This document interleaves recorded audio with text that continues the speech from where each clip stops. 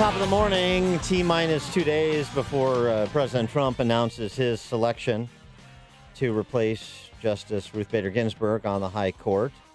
Will it be ACB to replace RBG? I hope so, as I've argued this week. Interesting, since we were talking so much earlier in the show about Breonna Taylor and that case and the ensuing reactions. She hasn't been on the Seventh Circuit very long, but Amy Coney Barrett actually has an opinion on a police reform matter that may surprise some of her erstwhile detractors, because she would be, of course, a nominee from President Trump, so therefore illegitimate, according to the left. A case in Indianapolis, a detective named Charles Benner arrested because of his investigation, had William Rainsberger arrested for murdering his 88-year-old mother. Rainsberger spent 2 months in jail before he was released on bail. A year later, prosecutors dropped the case, citing a lack of evidence. And upon further investigation, it turns out that Charles Benner, the detective in the case, acted unprofessionally, misrepresenting crucial facts, omitting exculpatory information about William Rainsberger in his probable cause affidavit. It's a big problem. And in it, Rainsberger filed suit against Benner and the Indianapolis Police Department for civil rights violation.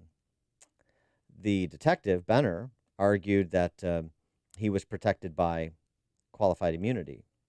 In a 2019 opinion, the U.S. Court of Appeals for the Seventh Circuit demolished Benner's argument that he was protected by qualified immunity, which is a court sort of invented doctrine. The opinion was authored by one Seventh Circuit Court judge named Amy Coney Barrett, who suggested that he is not concluded that the detective in the case is not protected by qualified immunity. And it's just her position on this in terms of a bad actor on the police force may be instructive, maybe something that comes up in a confirmation hearing, if we're going to have confirmation hearings, amidst all of what we expect from any confirmation hearing involving an Amy Coney Barrett, which is attacks on her Christian belief system, attacks on her as a faithful Christian, and done so through the angle of abortion politics, through the angle of gender identity politics. For more on this matter, we're pleased to be joined again by Father Robert Sirico, the president and co-founder of the Acton Institute. Father Sirico, thanks for joining us again. Appreciate it. Good morning. Good to be with you. Thank you. Good morning. So what have you seen so far from the public contemplation of Amy Coney Barrett as a potential replacement for RBG? And do you see what I'm seeing, which is they're going to go after her for being, for the dogma living loudly within her, as Di-Fi famously said, probably not explicitly, but indirectly through the typical issues they try to hold up, identitarian in nature?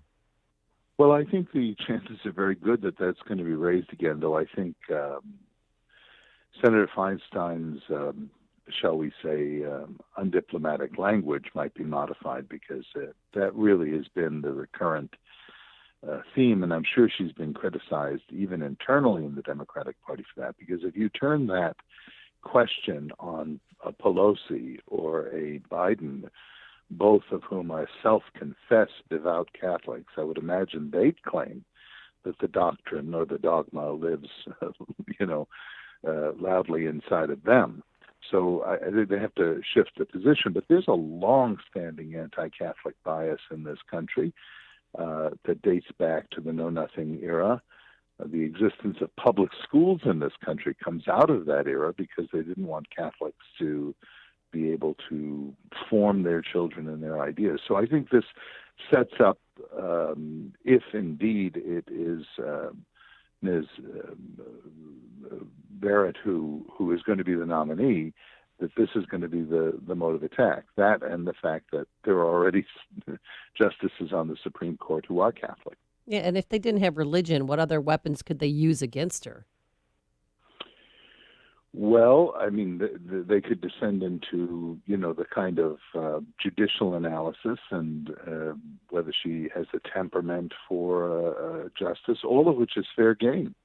The fact that she's religious should be irrelevant to the question of her qualification. You wouldn't rake over the coals, I suppose, a member of Islam who was a whirling dervish because of the kind of charismatic dimension of their faith expression. You'd want to know, can you adjudicate a case that comes before you, or recuse yourself if there's a conflict? Right, but as you understand sort of the secular humanist perspective that is dominant in American culture today, which is if you're a Christian, you're a theocrat. If you're a Christian in government, then you're a theocrat. You must be monitored very closely. That's exactly right. And the question is she a theocrat? And also the question is, if you want to see where a dogma lives loudly inside of people, then I suggest the secularists are the place to look. Yeah, right. This has already started, though. We talked about it a bit yesterday. Reuters reintroducing this alleged association that or membership that Amy Coney Barrett has with this Christian organization called People of Praise. Neither would confirm, but this was reported in the New York Times back in 2017. And of course, Reuters, the reporter for Reuters, who won a journalism award for transgender reporting, he characterized People of Praise as a ultra-conservative Christian organization. That is not a characterization they offer of themselves. It's one that he offered of them. And so this is, again, a thinly veiled attempt to say she's some kind of religious extremist, even though the auxiliary bishop of Portland, appointed by Pope Francis, also a member of People of Praise. Oh, I didn't know that. That's interesting. No, but I mean, ultra-conservative group would be the Roman Catholic Church, right? Yeah, right. So I mean, you're eliminating people who don't abide by these dogmatic statements of the left. I don't know particularly People of Praise, but I am familiar with similar Catholic charismatic groups. And all of that, again, in relation to a debate about who is an appropriate appointment of the Supreme Court, is irrelevant because the Constitution says there's no religious test. If we're going to have a religious test for this, then we're changing the rules of the game because of this. Why does that not come up for progressive Catholics? Why does it only come up for conservative Catholics, or for that matter, Baptists or Jews or whatever? I wonder if you can also offer your view on how the church has performed in this time of COVID, both with respect to houses of worship as well as with respect to Catholic schooling. It seems to me this is such an opportunity for private schools generally, Catholic schools specifically, and I don't know if it's being fully seized upon.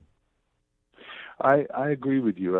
Let me be very honest. It looked at as a whole in the United States, and I only refer now to the Catholic Church because it's a more easily identifiable institution than if you say Protestantism. You're talking about 33, flavors.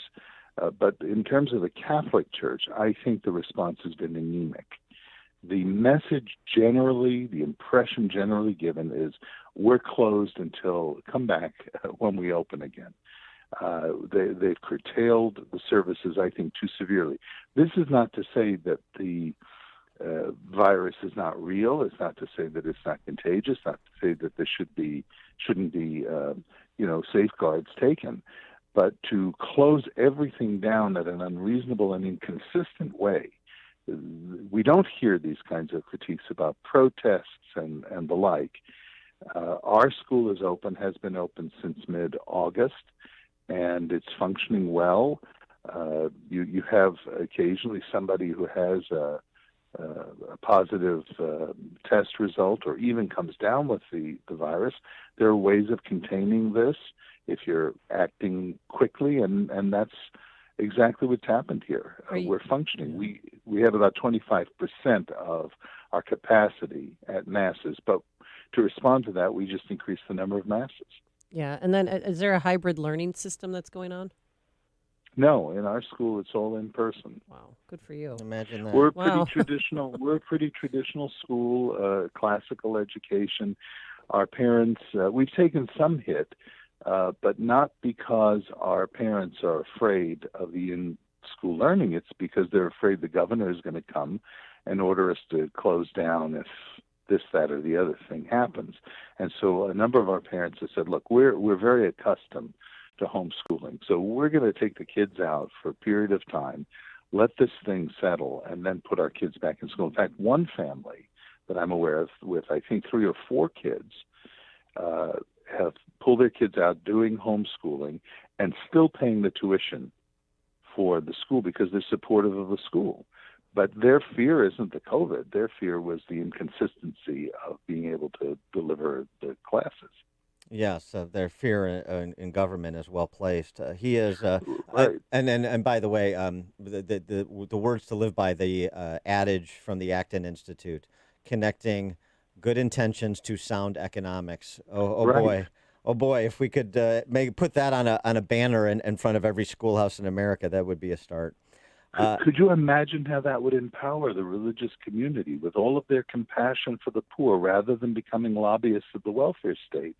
Really built vibrant institutions of care for the poor, which historically is what religious people have done. Yes, again, part of the education that is happening in too few places in this country. He's Father Robert Sirico, president, co-founder of the Acton Institute. Father Sirico, thanks as always for joining us. Appreciate it. Great being with you. Thank you.